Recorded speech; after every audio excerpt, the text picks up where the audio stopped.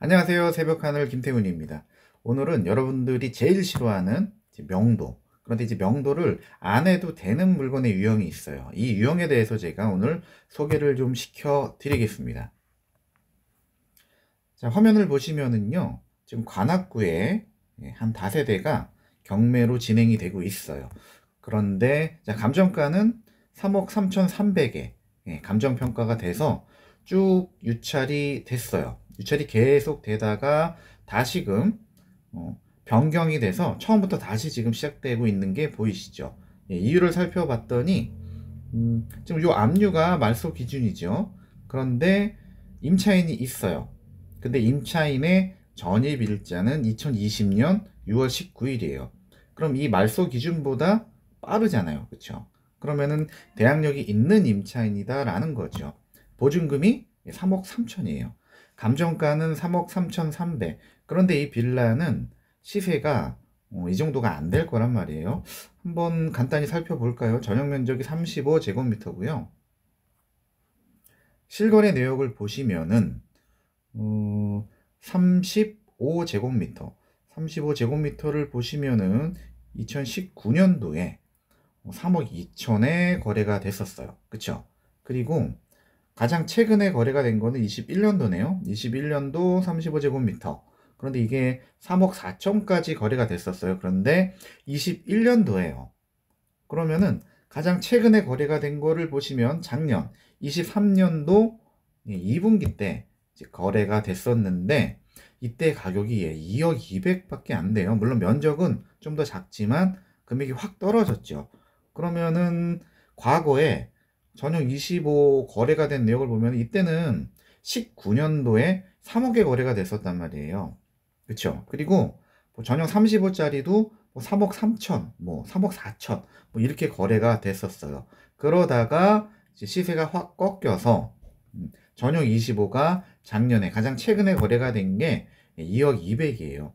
그러면은 과거 사례를 봤을 때 한 2천에서 한 4천 정도 차이가 났잖아요. 전용 25와 전용 35가.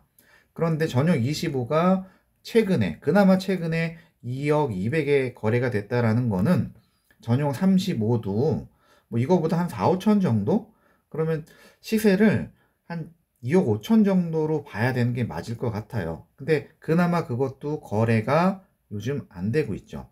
그럼 시세를 한 2억 5천 정도로 보자면 대항력이 있는 보증금이 지금 3억 3천이잖아요. 그러니까 어떠한 금액의 낙찰을 받아도 결국은 3억 3천의 낙찰을 받는 격이 되겠죠. 대항력이 있으니까. 그러니까 계속 이렇게 유찰이 됐던 거죠. 그러면은 지금 이 소유자 입장에서 보자면 이건 내비둬도 계속 유찰이 될 거란 말이에요. 그런데 지금 소유자라기보다 자, 주택도시보증공사 이제 허그라고 얘기를 할게요. 허그에서 이 보증금을 다행히 이 임차인은 전세보증보험에 가입을 했기 때문에 이 만기가 돼서 이 허그로부터 보증금 3억 3천을 받고서 지금 나간 상태고요. 결국 이 임차인의 보증금 채권을 허그가 양수를 해서 강제경매 신청을 했어요. 그렇죠. 그러면 결국은 이 배당금은 누가 받는다? 이 허그가 받는 거예요. 그런데 보시다시피 계속 유찰이 되잖아요. 보증금을 먼저 내줬고 이 경매물건 낙찰권으로 인해서 그 채권을 허그가 회수를 해야 되는데 계속 유찰이 되고 회수는 안 되고 있고 그러다 보니까 이제 허그가 특단의 조치를 내린다라고 했죠. 지난 시간에도 말씀드렸는데 어떠한 조건이냐. 이대로 내비두면 계속 낙찰이 안 될 거니까 우선 변제권 우리가 그냥 배당은 받을 거야. 하지만 이 대항력 이 잔존한 그러니까 남은 돈은 원래 낙찰자가 이 허그한테 추가적으로 줘야 되는데 그런 거 주장하지 않겠다. 그런 거 포기하고 지금 임차권 등기도 돼 있는데 이것도 전액 배당을 받아야지만 말소가 되지만 이 임차권 등기도 말소하는 조건으로 경매를 진행을 시키겠다라는 거죠. 그러니까 낙찰자는 낙찰을 받고서 추가적인 금액을 부담을 하지 않아도 되는 지난번에 소개했던 이제 그런 유형의 물건이에요. 그런 조건으로 해서 다시 시작을 했죠. 다시 시작을 했고 한 번 유찰이 됐고 그리고 두 번째 유찰이 돼서 이제 최저 매각 가격 2억 1,300에 경매가 진행되고 있는 거예요. 네.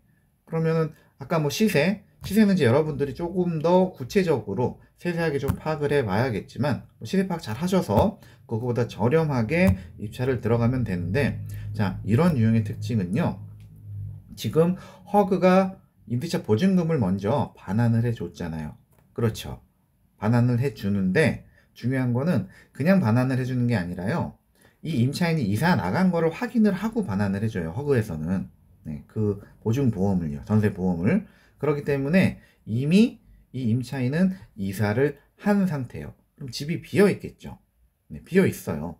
그러면 낙찰을 받았을 때 예, 별도로 명도를 할 필요가 없다라는 거예요. 이러한 유형들은. 네, 그렇죠. 하지만 좀 유의해야 될 게, 이 소유자 입장에서는 집이 비어 있으면은 경매가 진행되는 동안 네, 뭐 다른 임차인을, 물론 지금 이 임차권 등기가 이렇게 돼 있기 때문에 다른 임차인이 들어오기가 쉽지가 않겠지만, 만에 하나 뭐 다른 임차인을 지금 집어넣은 상태다라고 한다면은 그거는 그 임차인을 명도를 해야겠죠. 그런데 뭐 그런 케이스가 아니라면은 근데 통상 이제 그러기가 쉽진 않으니까요. 그런 상태가 아니라면은 지금 비어 있기 때문에 이런 유형의 물건들은 별도의 명도를 할 필요가 없다라는 거예요. 물론 현장 가서 누가 점유를 하고 있는지 확인은 해 봐야겠죠. 이 경매가 진행이 될 시점, 그래서 이제 현장 조사를 나갔을 때는 집이 지금 집행관 현황 조사서 내용을 봤을 때는 점유를 하고 있지 않는 것 같다라는 어떤 정황이 나와요.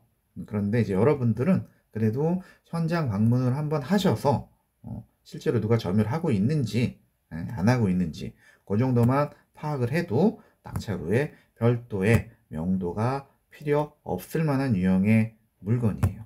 네. 하나 더 소개를 시켜 드릴게요. 자, 요것도 뭐 비슷한 유형이에요. 이제 임차인 보증보험 가입을 해서 허그가 이 보증금을 지급을 하고 임차인은 나갔다. 이제 그러한 유형이에요. 그리고 조건도 뭐 대항력 주장하지 않겠다. 뭐 그런 거고요. 그리고 이 임차권 등기도 말소를 해주겠다. 뭐 이런 특별 매각 조건으로 진행이 됐던 거고, 그래서 이제 낙찰이 됐죠. 1억 7,600에. 이렇게 낙찰이 됐는데, 여기서 재밌는 거는요, 여러분들 이 강제관리 신청 처음 보시는 단어일 거예요. 강제관리 신청을 이제 허그가 보통 이제 집이 막 여러 채 있고 이런 식으로 전세금을 반환하지 않아서 허그가 대신해서 이렇게 반환해준 그러한 임대인들을 상대로 이렇게 강제관리 신청을 하는 경우가 있어요. 지금 이 유형처럼. 이 강제관리 신청이 뭐냐면요, 이 강제관리 신청을 해서 여기 인용이 되잖아요. 그래서 이렇게 결정이 되면은 이렇게 등기부에 강제관리 신청이라고 기입이 되면서, 재밌는 것은 이때부터는 여기서 나오는 수익을 이 소유자가 수취를 하는 게 아니라 이 허그, 그러니까 이 강제관리 신청을 한 주체가 그 수익을 계속 취할 수가 있어요. 이제 그러한 유형을 이제 강제관리라고 해요. 대략적으로 개념만 알아두시면 되는데, 이 건 같은 경우는 이렇게 강제관리를 했어요. 그러면 현장에 가보시면요, 문 앞에 뭐가 붙어 있냐면, 자, 이거는 이제 강제관리 중인 물건이다. 그래서 이 물건에 대해서 누가 관리를 하고 있고, 법원이 관리인을 지정을 하거든요. 그 지정된 관리인이 관리를 하고 있고요. 그 관리인이 그 앞에 안내문을 붙여놔요. 뭐 새로운 임대차 계약이라든지 또는 현재 점유하고 있는 사람은 그러니까 관리인인 나한테 계약 체결도 하고 이제부터 나한테 그 월세라든지 그런 것도 지급을 해야 된다라는 안내문이 붙어 있어요. 그럼 여러분들이 이렇게 강제 관리 신청이 되어 있는 물건은 현장 방문을 하셔서 보면 되겠죠. 보시고 그 관리인한테 연락을 해 보시면 돼요. 자, 어떤 문제가 생길 수 있냐면은 보시면은 경매 신청을 한 게 22년도예요. 지금 강제 관리를 시작을 한 거는 21년도 11월이에요. 시간이 엄청 지났단 말이에요. 그런데 강제 관리 신청을 하는 이유는 뭐다? 이제 뭐 경매가 진행이 돼서 이거를 낙찰받기 전까지 그 수익을 이 채권자인 허그가 하겠다라는 거예요. 그러면 무슨 얘기냐? 중간에 이 허그에서 다른 임차인을 넣을 수도 있는 거예요. 이 경매 진행 이후라고 해도. 그렇게 되면은 그러한 임차인은 낙찰 후에 낙찰자가 명도를 해야 될 수도 있는 거예요. 그래서 그 점유 여부는 이제 여러분들이 아까 제가 말씀드린 현장을 방문하셔서 그 관리인을 통해서 누가 점유를 하고 있다 없다를 확인을 하시면, 만약에 근데 지금 현재 뭐 점유하는 사람이 없다라는 게 확인이 된다면은 이 건 또한 낙찰 후에 별도의 명도가 필요가 없게 되는 거죠. 네. 이런 점들을 잘 활용을 하셔서 명도가 부담스러우신 분들은 이런 유형의 물건들을 좀 보시면은 괜찮을 것 같아요. 대신 거듭 말씀드리지만 빌라는 향후에 시세가 오른다라는 거에서 상당히 보수적으로 접근을 하셔야 되고요. 현재 시세 파악도 최대한 보수적인 가격으로 접근을 하셔야지 향후에 충분한 수익이 될 수 있다라는 점을 기억하시면 좋을 것 같아요. 네. 오늘은 여기까지 하고요. 또 다음에 좋은 내용으로 여러분들을 찾아뵙도록 하겠습니다. 감사합니다.